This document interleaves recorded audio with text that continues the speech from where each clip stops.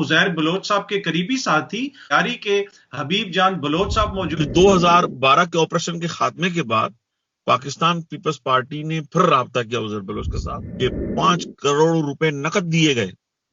ये कह रहे हैं कि जब कराची में लियारी में ऑपरेशन किया पीपल्स पार्टी की हुकूमत ने, तो फिर उज़ैर साहब को राजी करने के लिए 5 करोड़ रुपया पीपल्स पार्टी ने दिया उनको। तो उज़ैर बलोच फिर पीपल्स पार्टी में शामिल हो गए।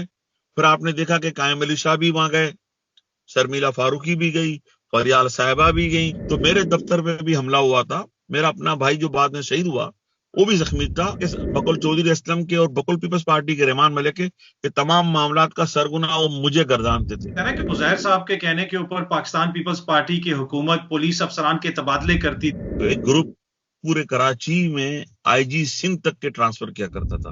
वजारत दाखिला उनके दरवाजे पर खड़ी रहा करती थी रहमान मलिक की सूरत में। क्या कभी उज़ैर बलोच साहब की पीपल्स पार्टी की सीनियर लीडरशिप है, जिस तरह हो गए अगर जरदारी साहब, कभी उनके साथ मुलाकात हुई? जरदारी साहब की मुलाकात हुई, वो मुलाकात बड़ी अहम थी। सॉरी, उज़ैर बलोच साहब का आपको कॉल आई और उन्होंने कहा कि जरदारी साहब का मैसेज आया और वो मुझसे मिलना चाहते हैं और कादर पटेल के साथ जाना है। आसिफ अली जरदारी की ख्वाहिश थी कि उनके मुंह बोले भाई लियारी से इलेक्शन लड़े। अब बीच में मिस्टर टप्पी साहब आन टपके, जहां पे झगड़े की बुनियाद शुरू हुई।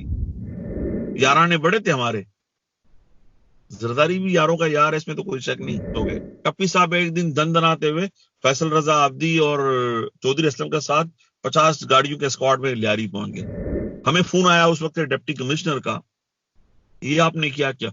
मैंने कहा सर कराची के बलोच मुत्तहद हो रहे हैं। ताल्लुकात कब खत्म हुए उज़ैर के पीपल्स पार्टी के साथ?